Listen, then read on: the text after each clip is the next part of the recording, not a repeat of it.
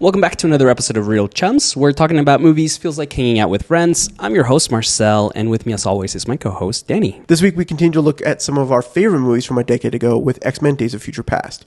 Directed by Bryan Singer, screenplay by Simon Kinberg with story by Jane Goldman, Simon Kinberg, and Matthew Vaughn, starring Patrick Stewart, Ian McKellen, James McAvoy, Michael Fassbender, Jennifer Lawrence, Hugh Jackman, and a million other people. In this episode, we're going to discuss our love for Charles and Magneto and why superhero movies aren't really about the super.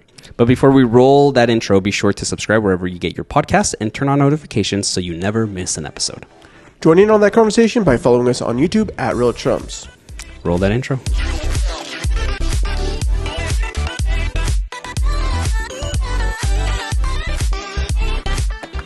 All right. I'm excited to talk about this, but with every episode, we're going to have a question of the day. You've got one? I've got one. Nice. Okay. I want to know, what was your experience when you first heard that an X-Men movie was being made? Period. In 2000, the 2000 initial X-Men. I think I knew about it from when I saw the first trailer. Right. And I must have been, I don't know, like 10, 11-ish. Yeah. And I remember just seeing the first trailer and being like, oh, this is cool. Where's the colored costumes? And then when I saw at that time, I was like, oh, the Star Trek guy is playing Xavier. That's a genius. I think those were my initial thoughts. Was like, this is great. I'm excited for this. I love the X-Men. I think of Marvel, for me, my favorite group or my favorite characters are the X-Men and Spider-Man from Marvel. I couldn't agree more. I think to me, I remember vividly seeing the first snippet of Pyro. Oh, okay. His playing with his lighter. So for the second one. Oh, this is the second one. What's the first one? I'm getting my timelines all screwed up. Just like this movie, just like typical of the X-Men franchise, timelines are screwed up, and now it's affecting you as well. Yeah, the first one was with Rogue. Oh, you're right. And Iceman. And Barely Iceman. No, that's the second one. That's the second one, yeah. I think I have the second one imprinted on my mind. Which is a great one. But yeah, no, the first one, Rogue and Wolverine are kind of like the main actors. They are the main leads. And then you have the story is, which we'll come to it. Maybe we'll do it for its 25th anniversary in 2 years. 1 year. Yeah. Anyway, then you have Magneto, who's wanting to turn everyone into mutants. It's in Statue of Liberty, right? Yep, the Statue of Liberty is the third act. Yeah, I remember now. No, you were probably what, 6 when the first one came out ish. Would you have remembered? 2000. I was 8. Okay. I remember. So I must. Okay, so the one one that I remember is X-Men 2. Is X-Men 2. Yeah. And then I went back and watched X-Men 1 because X-Men 1 played so much on TV as a TV movie. And seeing Wolverine and go from there. So for me, X-Men 2 is the one that I think solidifies in my mind. Yeah. As the trailer, from the trailer to seeing it in theaters. The trailer was cool for the second one. The first one, the first one just really... Yeah, it's a bit slower pace, especially the first act, right? It is. As you're being introduced to Rogue and Wolverine. But then once they're in the mansion and you have all that exposition, I love me a good exposition scene. But it picks up. But you're right, it played a lot. And it was a movie that I think for me it was great because I had the Batman movies in the 90s growing up. You're right. And then they ended with Batman and Robin in 99. Yes. And for me it was we're done with comic book movies. I think this ruined it for everyone. And so then when this came out and it was good, I was like, "Oh, this is really good." It's a cool modern take and it's in the world. At first, I was annoyed with the costumes, and then later I was like, it grows on you. And this is 2000, so I feel like the Matrix set some kind of a standard for like everyone needs to be wearing black leather at all times. Our heroes need to be wearing black leather. But I I think also it was a choice of like being able to see people's actors' faces. Yeah. I think is another thing now that I think about, like, as I see it now. But to me, I've always loved X-Men. I also really enjoy Bryan Singer's X-Men. And so I just love, I think that part of it's like the political and the racial dynamics that come from the series that just makes it like super intriguing with any story that you pick up from the X-Men. Yeah. And I think that's what I'm curious to see. I think this is where Marvel is struggling. Like, how do we bring these characters in here? I think they're struggling in a couple of ways. Like, how do we introduce these characters in an already established cinematic universe, right? Right. Second, how in this over politically sensitive world that we live in, on one end and the other end, right? From both extremes, how do we tell these stories without people like getting upset, right? But it's like, they're great. They are like they symbolize our politics and and it's a metaphor for like racial bigotry and whatnot, and bigotry in general. Bigotry, yes, 100% bigotry in general. The nuances, how much political power comes into play with how things get played out. So much commentary on so many different things, and I don't know. I think really what come down is I'm grateful for those initial X-Men, like, because Batman was its own thing. It was Batman. Yeah. But X-Men brought such a human aspect to the characters and the things that they're dealing with. I mean, Rogue and being unsure or whatever, and just wanting to be Wolverine as a kid. You're like, I want claws. But at the end of the day, I just really appreciate that it set a tone. Maybe like it set the tone for like what we eventually get with Batman Begins, in my opinion. You think so? Sure. Okay. Because this came out before Spider-Man. Or at least X-Men. Sorry. The first X-Men came out before Spider-Man. Right. Yeah, I mean, to a degree, modern day superhero movies are indebted a lot to the first X-Men movie. And I don't think people give them enough credit. Yeah, they don't. I think that to me is watching this movie that we're going to talk about today, reminding me how much we should be thankful for what Bryan Singer decided to do with the franchise. Despite his rocky, look, Google it if you want to. The man. Yes. Google. Let's just leave it at that. But go on. No, just that he decided to take this, or that he was given this IP to make into a movie, and he took it and made some really great films. That I think that because we have gotten Marvel and some of these other stuff that we've kind of looked past them. Yeah. But they are some gems. Mm-hmm. And I think this movie specifically showcases why they are gems. Let's jump into it. Okay, so we're continuing movies that came out 10 years ago in 2014. And I totally forgot this came out in 2004. I don't know why. It feels like it came out way late. Earlier. Yes. Like in 2012, 11 maybe. I don't know why. When you brought it up, I was like, oh, I thought that was like an older movie. I think so much has happened since this one in like 20th Century Fox X-Men that it just seems it was forever ago. But I want to start off with, as always, what do you remember? What was your first experience watching this? What were your initial impressions for it? And then we can jump into our conversation. I'm pretty positive that I did watch it. I watched this in theaters with some homies. I don't remember who they were. I wanted to reach out to a couple of my friends. I just didn't get a chance to. But I remember it being one that I was really excited for because I knew a lot of the original cast from from Bryan Singer's X-Men was coming back. I'd already fallen in love with First Class and that arc and the characters there. And I was really like looking forward to seeing Jennifer Lawrence play Mystique in a more just as more of a Mystique character rather than Raven. Yeah. And I remember coming out of it thoroughly enjoying it. And I think I maybe watched it I think this might be my second watch. Oh, really? And I am so mad at myself. You should be. I'm so mad at myself that I kind of forgot about it. And that's why I think I open, I'm like, what was it?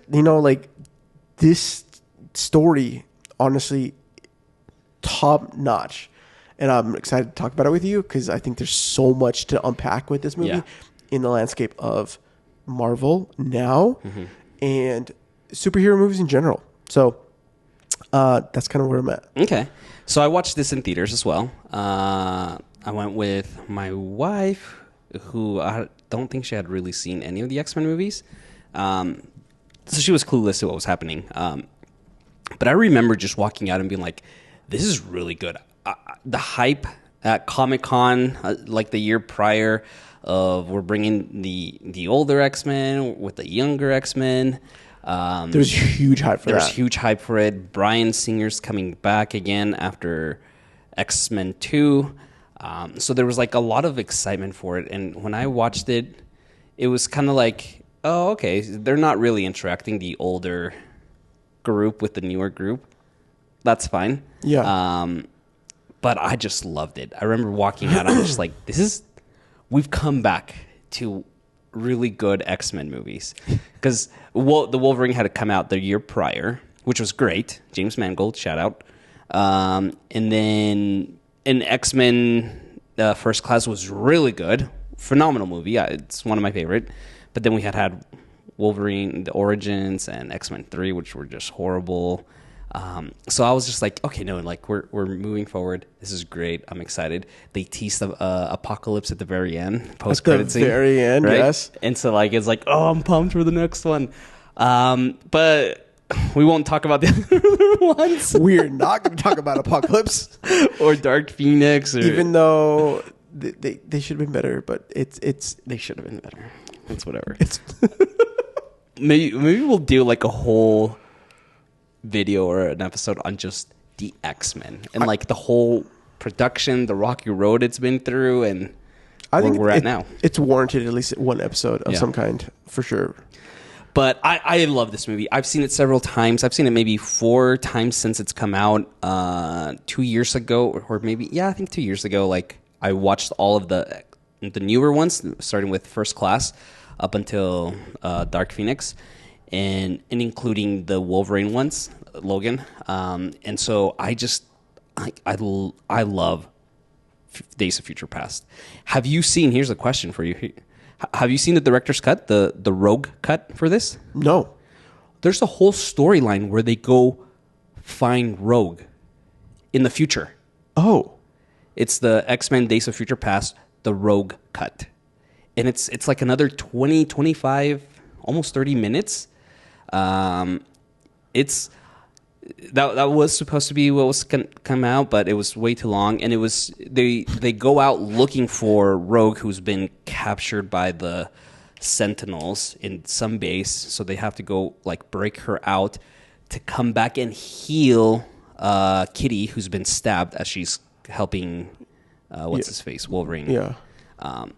Because we show her get stabbed, and then like we don't bring it up again. Yeah. Which it's fine. It's fine. So it played out well, but yeah, it's a whole like not a B story, like a C story of where they go find Rogue, break her out, bring her to where they're at, and try to heal her, Kitty Pryde. It's good. Whoa. Actually. It's really good, and it's good because Anna Paquin, she's a phenomenal actress. She was awesome as Rogue and everything else she's in. But anyway. Let's talk this movie. Okay, so this is X-Men Days of Future Past. It is in the future at some point, mankind. 2023. Whoa, yeah, you're right. It is 2023. Yeah, 2023. So, man, that's a lot of death. COVID happened, and then the Sentinels came in and wiped out everybody else. No, so it's 2023. Mutants and humans are helping mutants, and mutants are being exterminated to not be alive, so that the human race can be the superior ones or something. And the X-Men are at their last stand, trying to fix and help save themselves and those who they can, and they decide to go back in time to try to improve the fix the timeline and make everything correct. Yeah. The idea is that in 1973, Mystique killed Bolivar Trask, and they captured her, and they did experiments on her, and then it wasn't until like 40 years later that with all the experiments they did on her, they developed the Sentinel program. And a superior Sentinel very superior Sentinel program. And now they want to go and correct that, make sure that she doesn't kill for that. Thank you for the summary. This movie I want to start out with the things that I love about it. Okay. I'm here for this. I love, again, bringing back the original cast. Okay. That opening sequence though, I forget, like my first time watching it, I was just like, oh no, everyone's dying. Iceman, like what's happening, right? And just seeing like the Sentinels in action, way super powered, like ridiculously super powered. But just like seeing that opening sequence, and then they make the time jump. It's such a great way to start this movie. I love, and I don't know why, but like it's so basic, but like I love the aesthetic of this future. It's just grimy for whatever reason. I guess the Sentinels also, I don't know, went all Matrix on us and like covered the sun. Like it's just darkness everywhere. I don't know. But like I'm all for it. The streets are dirty with people's skulls. It's got this like Terminator feel to it, right? It's a vibe. It's a vibe. Like it makes no sense, but like I'm here for it. And then they've just seeing once again like Professor Xavier and Magneto together now as allies is just always just heartwarming. I think that's just like the best expression I have for me. It's just like, oh, you guys put away your differences, you put them aside, and you're like truly on the same side now. The first opening the opening sequence period, like you said, is like it's so great. It provides so much information. Also provides just opening up with X-Men fighting Sentinels. Yeah, you can't ask for something better. Seeing Bishop on screen for the first time was awesome. Yeah. Seeing Blink in Warpath, and like, to me, Iceman has always been one of my favorite characters. I loved the fact that they bring back the initial cast to play this future role just was so wonderful that it provides. I think part of it, we instant connection. It's not a new cast, so we have instant connection already. Yeah. Nostalgia of wanting this to happen. Being reminded this watch how strong the Sentinels are is because like Sentinels period have always been a huge villain for the X-Men. Like this control of them having to face them and being hunted by them, right? But having them have this level of like destruction that actually takes the X-Men out, just killer. And from like a story perspective, like it really just sets the stakes, right? Like, we absolutely know that they've somehow have gone away every time with whatever various villains, but the idea that now Magneto and Charles are together and like they're not bickering, right? Like they're actually like, no, we need to figure this out, right? Like it just puts us as viewers on this path to be like, okay, no, the stakes are high. What's happening? How did we get here? right? And then the story continues. I just love that opening, that intro. It's great, the aesthetic of it all, and obviously like bringing Wolverine into it, who even in this dystopian world manages to have a cigar with him. Bro, resources are limited, but we have that cigar for him. He found it from somebody's house. He went looking. He's got a nose to smell his first cigars, bro. I love it. It's just great that he still has that. But no, it's just a fun way to start this movie off, right? What else? Give me like a rapid fire of some of the other things you like. I obviously love, and this is kind of this is what's gonna suck moving forward. Maybe not, but like I love the young cast. I really do.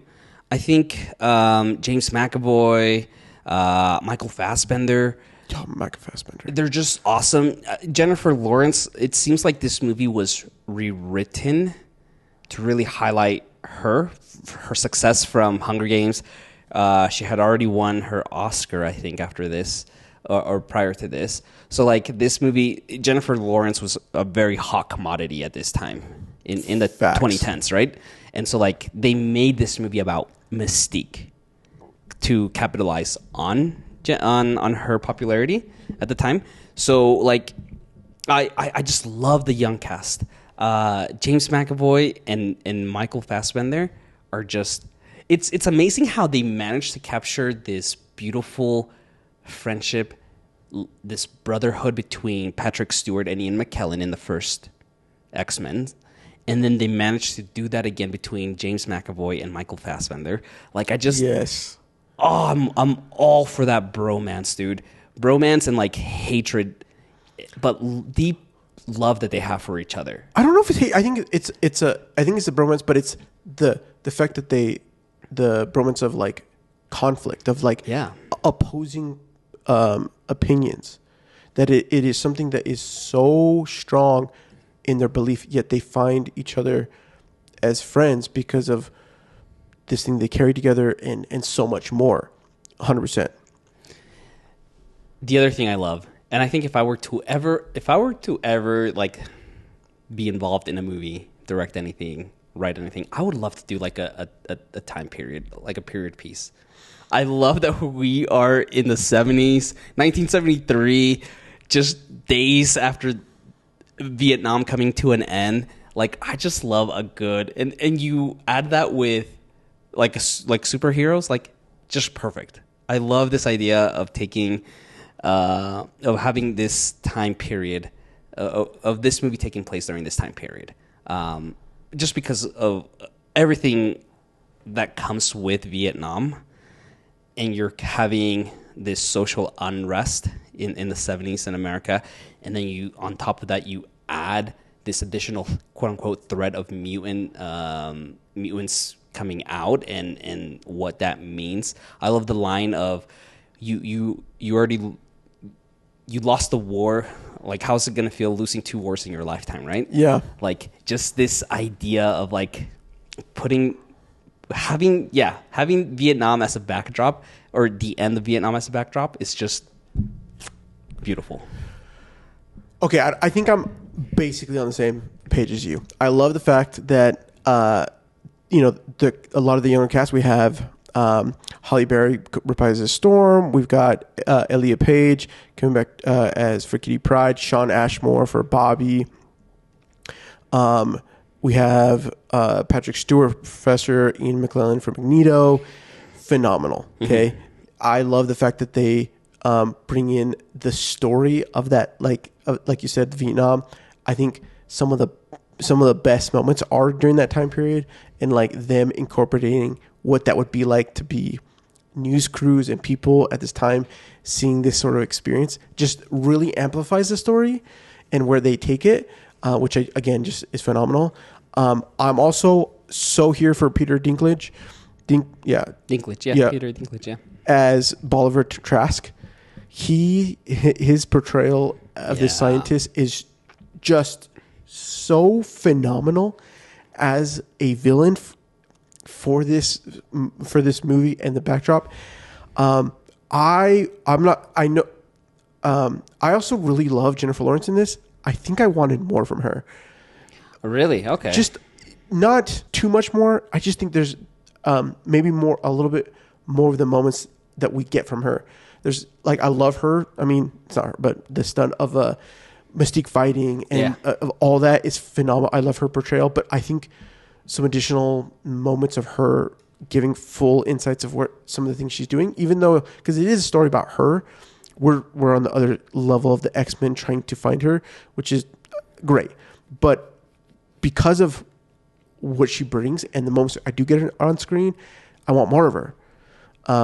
Especially in a movie where like there could be so many just great moments of her, and maybe with X-Men and the conflict. Anyways, so is there anything, do you feel like, okay, 10 years later, what does not land? What doesn't work? Is there anything for you? Good question. I think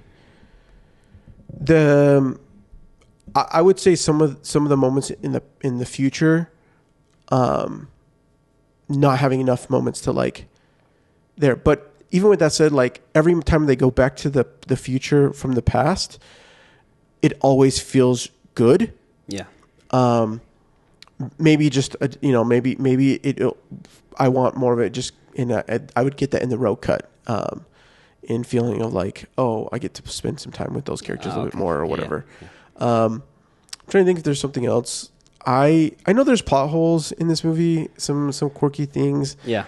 And I know those were gripes for sure when I first watched this movie. Mm-hmm.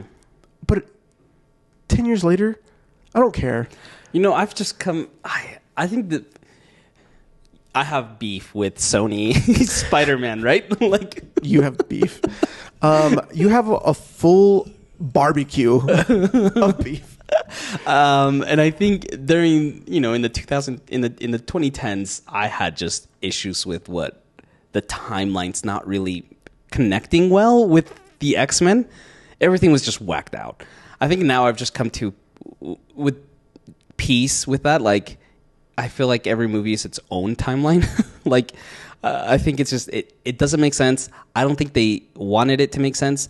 I think they realized, like, none of this makes sense. We're just moving forward. And I think the moment that I came to accept that, I was just like, okay, I'm just going to enjoy these movies now. Because the timelines make zero sense here. And I think also... Wait, in this movie specifically? I think in these younger X-Men movies. Okay. Actually, in all of them. None of them make sense. Anyway, but there is... I think what... And maybe this is just top of mind because we recently talked about Captain America Winter Soldier. It's a single movie part of the MCU, right? I feel like that one works better as a standalone movie than this one does. Like, I feel like the emotional beats, I think a lot of like the great moments in this movie are lost to people that don't remember the original X-Men's.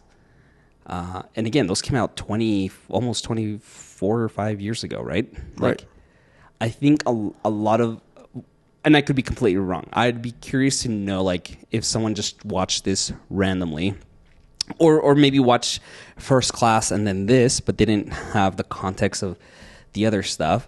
Like, what is that enjoyment level? And I think that's a good, like, shout out to, like, with the Winter Soldier, that I think that does work very well as a standalone, that I can look back at it 10 years later and be like, yeah, this is a great movie in and of itself. However, this one, I just feel like because it relies so much on the movies a decade earlier, maybe now there's a lot of things that maybe don't land as well. So I was actually, I was thinking about this because I was like, I actually think I'm on the other end. I actually thoroughly enjoy that this movie is kind of like a nice completion. If we don't think about all the things that happened after with Apocalypse and with Dark Phoenix. Although Apocalypse is its own thing that I just don't even want to touch on. It was okay. It is what it is. Yeah. I can't say it was good. It was. I wanted it to be better. It wasn't, and it is what it is. It's fine. Yeah. Dark Phoenix. I've watched it twice, but I don't remember very well. It wasn't like I didn't keep my interest. I think. Yeah. And maybe just because the way they went about doing it, but I will say, I might have watched it better because if I had watched this one recently and then watched that one because of some of the things in what happens with this one, but. Especially coming from Winter Soldier and seeing what, having context of where Winter Soldier was and what we understand where that ends up and where it goes. I think I just appreciate that I had a similar feeling watching this again that I have when I watched Endgame and, sure. And like the completion of the first Thanos, the Infinity Saga, that like, this was a story that was started when I was 8 to 12 years old for us, and then we then get these new stories that they tried to make, and then kind of bringing them together and bringing some amazing characters not only back but also new characters into the storyline that just bring some wonderful storytelling that I just really again resonated with and I appreciated that I think, and I think what I'm at the end of the day, I think this is where Marvel and even where I think I worry about the new X-Men coming into play are going to struggle. Is that like like I think they took this and Bryan Singer comes back and they said we want to tell a story, make it connect it in a way, but who cares if it doesn't completely make sense in some of the timeline aspects? Let's just tell a great story, and they do. Yeah. And I think that, to me, I will take this over trying to be movie correct. Sure. Okay. Yeah. I do want to talk a little bit about in this podcast. I've expressed opinions about Simon Kinberg. When we did This Means War, he wrote that movie. He wrote the screenplay for this, and I'll bring up just real quick. I have a love-hate relationship towards Simon. I've never met the guy. He either does great stuff or he does just horrible stuff, right? Yeah. He wrote the next two X-Men movies along with the Fantastic Four that tanked. He directed the last X-Men movie, his first directorial debut, which it was horrible. He also did whatchamacallit, This Means War, which we already talked about. Yeah, he somehow is involved with and he wrote X-Men: The Last Stand. So he's written the worst X-Men movies he wrote. Yeah.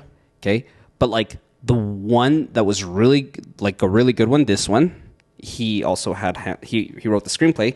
The story, however, was written by Matthew Vaughn, who did the first X-Men First Class. Correct. Right? So I think a lot of credit where credit's due. Okay, I think a lot of that is, and Matthew Vaughn is an incredible filmmaker and writer, except for Argyle most recently. Although it was still trending as number 1 on Apple TV. I had a good time with it. I think I did too. 20 minutes in, I was just I'm clocking out with this. I'm just letting this play out and enjoy myself. And I had a great time with Argyle. But anyway, so I think this is a very ambitious movie in that you're bringing in so many storylines, but they work really well. And I think what works and keeps this grounded is the relationships and the character development with young Charles. Yes. And James McAvoy just brings his A game into this. Look, I think that this is just another testament to say that we do not care about the biggest and flashiest of things. We want to feel the struggle and growth of the character that might, in whatever fashion it may be. I think we have Charles, young Charles, with James McAvoy, and we have Mystique, both kind of battling different battles at this time period with, Logan coming back into the past in 1973 to deal with this. Yeah. And having them, I absolutely love the fact that we get this Charles that is dealing with a drug addiction. Yeah, right. Like I remember the first time I was like, okay, let's suspend disbelief. He's got this drug that mutes his abilities, but gives him the ability to walk. Okay, that's fine. But like he is a struggling addict right now, but he's lost not only hope, but he's also lost like loved ones, right? Everything that he identifies with, empowering young mutant children and helping them find hope and embrace who they are. All of that has been taken away, not only like physically because of deaths and what Raven did, as well as Magneto, but like also because of the war, right? The war drafted all of his students, and like he is left with no purpose and not knowing what to do next. And when we find him there at the mansion, and even what's his face, Wolverine, to like find him and be like, what is happening? Like, this isn't the Charles that I know, who guided me, who helped me find who I was, right? I just think it's a great way to like deconstruct your character and give him the opportunity to learn, to grow, but to also make that impact for the story. I mean, we get this because we see Professor with Patrick Stewart. We get Professor X, right, from the future, who we are like elated to see with Magneto and have this. They need to go and face this because the challenges they have to battle. They're older, how much longer are they gonna be able to live if these Sentinels get to them? Like the whole scenario. To me, and then we get the moment to him, like, look, I'm not going to be the same person that you know. Yeah. And I think that is truly, it's so great. And it's not even the Charles that we as an audience knows from First Class. Right. Because that Charles Wright ends ready to move forward and start his mansion and his academy. But it's such a great storytelling technique here to like really make us connect with this character. I think for me, and we'll talk about it. I'll talk about my favorite scene, but like I absolutely love the airplane scene when they've already broken out Magneto, and he's sitting on one end, and Charles is on the other side, and like they just kind of vent out. Like they have all of this bottled up that they've been wanting to tell each other for the last decade, and they just let loose on each other. These are two former friends who have a love for one another, right? But they just blame each other for their circumstances. They have so much anger towards one another, and are just kind of letting loose, and to the point where what's his face, Charles is getting mad at Magneto because like you let all these people die. Like we're in where we are right now because of you, right? What happened with the missile crisis? This is all your fault.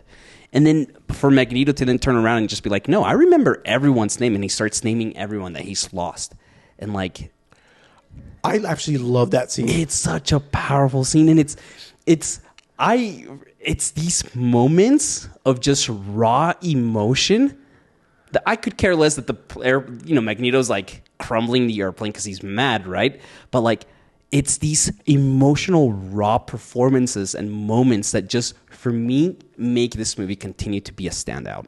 That's the thing. I think this is why I'm looking at this film like, what? How are we forgetting about these performances? How are we like not saying, yeah, we go to these Marvel movies and say that was okay, and but not nearly as great as these other ones, right? And I think that like these are like, how are execs losing sight of like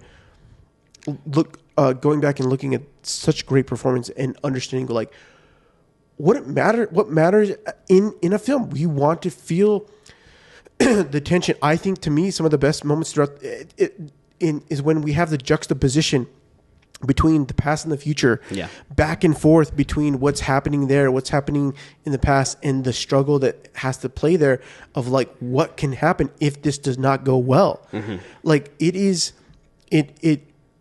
brings you at moments a reminder. Oh, I'm not just finding the story with the old tradition. There's things there are people at stakes, and if we can't accomplish it, they will die, and it'll be what it is, no matter whatever happens in the situation, right? Yeah. The stakes of Mystique being caught, and is it the idea? I mean, we have you've already listened to Interstellar, where like Murphy's Law, what is going to happen will happen. We get this again with this play of like maybe with Beast trying to understand like maybe this is inevitable. Yeah. Right? Maybe what's going to happen, especially with coming down with how there, and then having Magneto turn and say him always taking the role of saying, I need to be the ownership of our people because no one else will. Right? Yeah. It just, there's such powerful moments and scenes. And then we just get the sprinkle on top of these amazing X-Men power scenes of, the fighting. We get Wolverine being Wolverine and waking up and in the waterbed, and then fighting these individuals, taking their clothes. We have with freaking Quicksilver. I absolutely love Quicksilver in this film. That scene will forever, like, it will endure the test of time. And I think, I mean, The Flash came out and people were comparing, like, what the heck happened? How can we have 2014 Quicksilver speed reference and then we get what we get in Flash? Yeah. Yeah, no, the visual decisions to portray like speed in this movie is just incredible. And also it's such a short cameo that he has, but it really drives the story, and it sets a great, like, it tells more of the story or the world building, that there's all these mutants out there, right? And Charles hasn't been able to find them because he's lost that connection. But there happens to be Quicksilver here, who's just, his characterization, just being this kid who's just always getting in trouble unless he gets caught, right? But like steals everything. The Prison Break is just iconic. It's so good. It is really good. Phenomenal.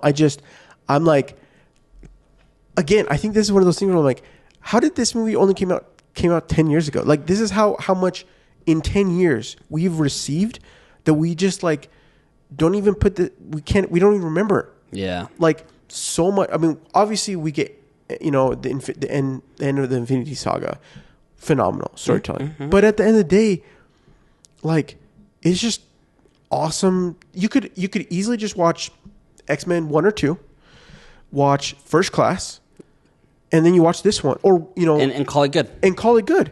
And finish with Logan, because Logan is just pure perfection.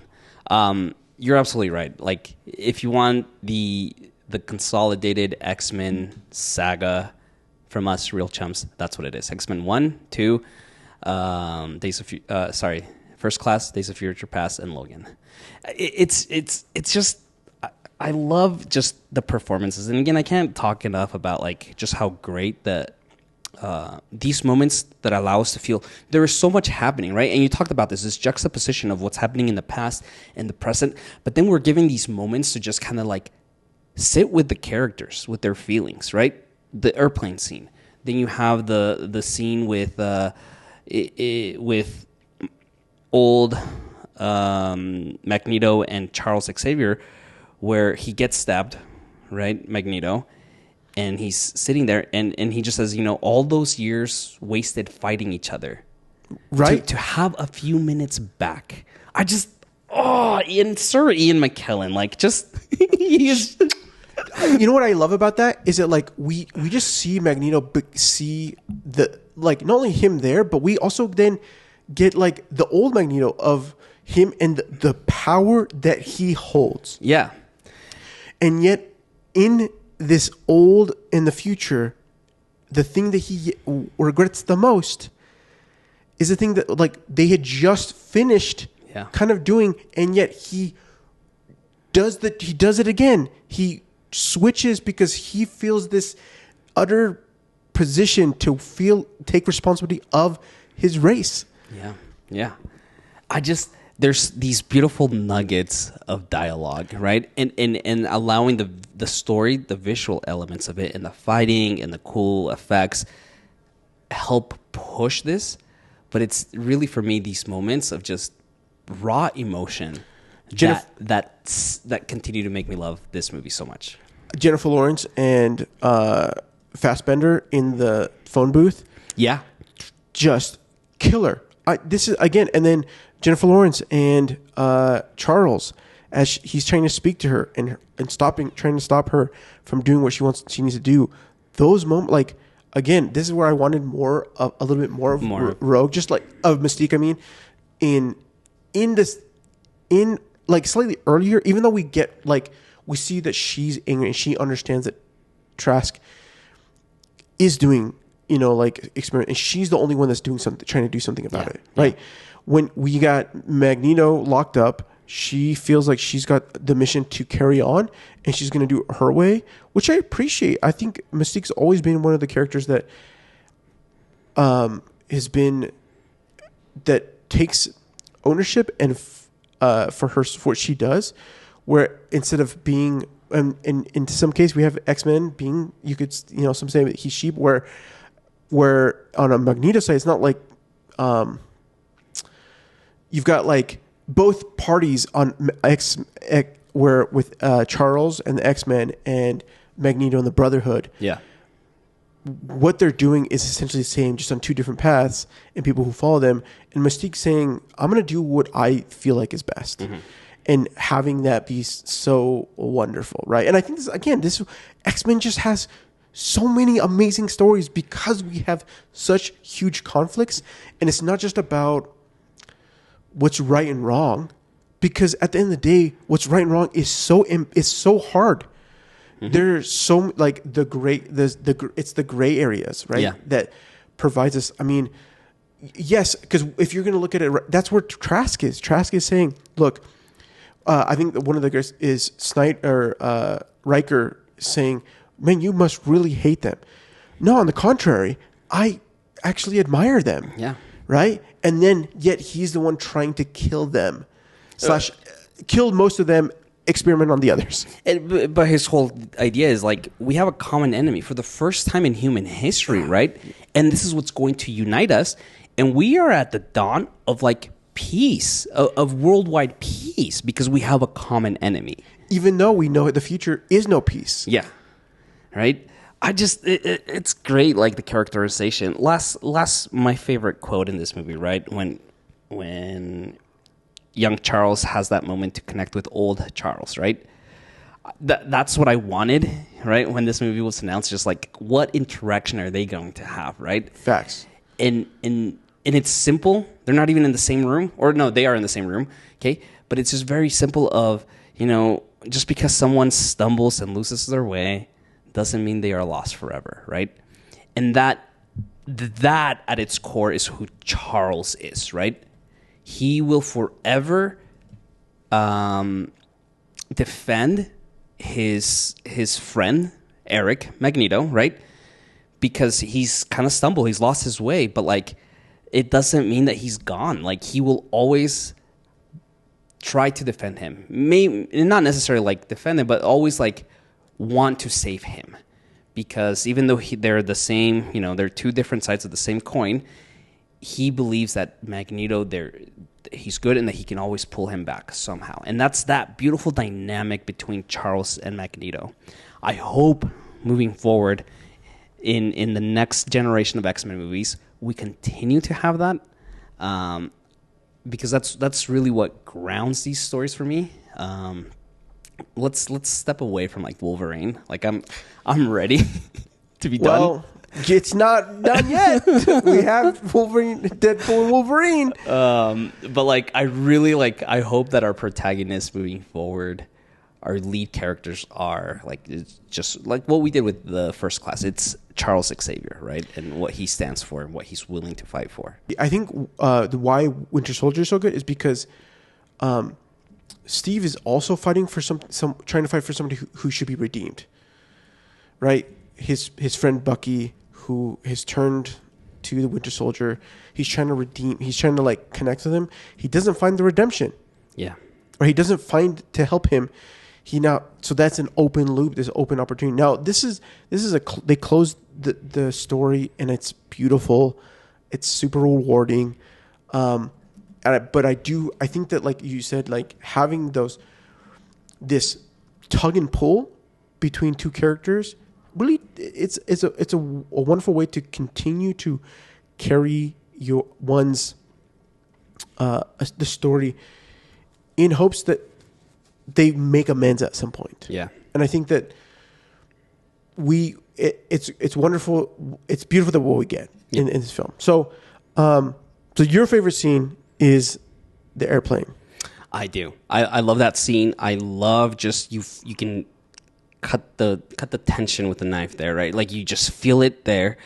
And then for what's his face, for Charles to just kind of like let loose and just like tell him what he's been holding in for years. And then for Magneto to like get up and say like, no, dude, this isn't on me. Like I was trying to do what was right for us. I still believe in what I'm doing. And I lost people. And you're not the only one that's suffering, that's going through grief, through loss, through pain. I'm going through it as well.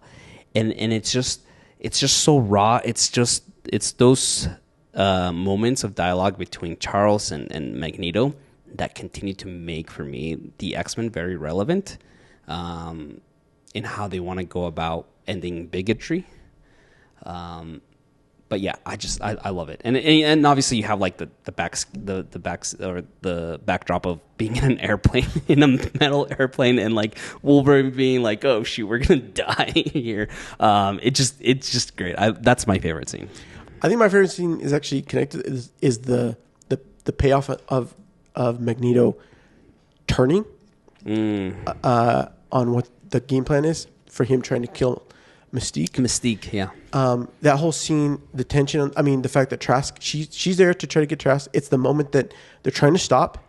They do stop it. It just doesn't stop the way they were hoping for. Mm-hmm. And not only that, but I love the juxtaposition between it being the 70s, people experiencing mutants for the first time. We have Beast fighting Magneto. We're cutting in between what's happening in past time, real time, or in real life, the coverage of people filming and taking recording, to also the Wolverine, Logan recognizing Stryker, having his own struggles, battling the future of keeping Logan in place, having him come out of it for a second, be Logan by himself, having this huge thing, a little comedic moment, but also cutting back to just the power that Magneto has, the power Mystique has, the struggle and the outfall of this little moment of what it means. Yeah. Just phenomenal. It's just a phenomenal. It moves us into that third act. Yeah, and it's a great moment. I think this is where, like, again, it's. I really appreciate how the pacing through this movie, and I think this is again just a wonderful moment to have it pay off from the scene that you're talking about, to motivating it into that third act. That is honestly a really great there. It's way better than Winter Soldier, in my opinion. Oh yes, definitely, 100%. This is a great movie. I'm excited to continue to revisit this. I think watching it this last time, I'm ready for more X-Men. Like, I'm ready for more X-Men. I just want them to not butcher it. Like, X-Men deserve to have really great films after films after films, because they have the characters.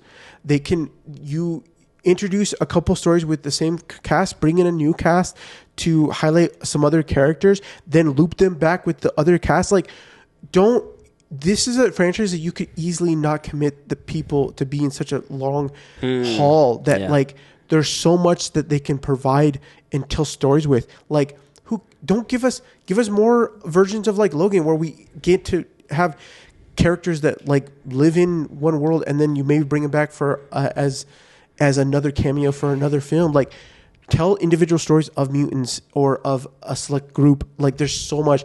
That's why I think the New Mutants, even though it didn't do as, I think it's still great. I love the perspective and the way they went about doing it. So it's not like doesn't feel like an X-Men movie. It's its own thing. Who cares? Yeah. Like, let it be. And it's wonderful. Yeah, no, I hope they continue to keep the characters and the stories grounded in what the X-Men really are, right? How do we face questions about people that look, act, believe differently than us, right? How do we approach and hopefully address bigotry and prejudice and all of these things that are seeping through our society at the moment, right? It was relevant in the 70s and 60s when these originally came out, and continue. Unfortunately, sadly, however you want to approach it, but like, these are the stories that I want, right? And how these large political or social, societal issues can impact the individuals. And this movie does it perfectly. 100%. Well, thank you so much for listening to today's episode. We hope you enjoyed it. If you did, we'd love it if you could subscribe wherever you get your podcasts, and to us on YouTube, where you can find a lot more content like movie reviews, trailer reactions, and so much more. And leave us a review wherever you get your podcast, because it does help us get discovered, because we'd love to get more movie chums to chat with and to discuss. Along with that, we want to hear from you. What do you think of X-Men Days of Future Past? Do you think it still holds up? What are your favorite, least favorite moments? You can always connect with us on social at Real Chums, or feel free to email us at your@realchums.com. You can find me on Twitter at Marstrosity, MarCtrosity. You can join me, Rubio_TV. Join us next week as we revisit. I'm going to interrupt this quick, regularly scheduled episode for a quick announcement. We were going to be doing a Birdman next week, but unfortunately, we have been dealing with some new job and project situations and with family, and that's why this episode was behind. So thank you for being patient with us. Thank you for watching this episode. I really enjoyed cutting it after the fact, after having a great conversation about it. So I hope you did too. But we are going to be we're taking a pause from our regular scheduled plan. We were going to do Birdman for our final 10-year look back films. And we're going to do a quick update on where we're at with our life and what we're watching, and kind of just having a fun chat. And then we will be back with Birdman the following week, and then back to our regular schedule. Again, we're going through some stuff. We'll talk about it in next week's episode, or this weekend's episode. With that being said, I'm going to let you go, and we'll see you in the next one.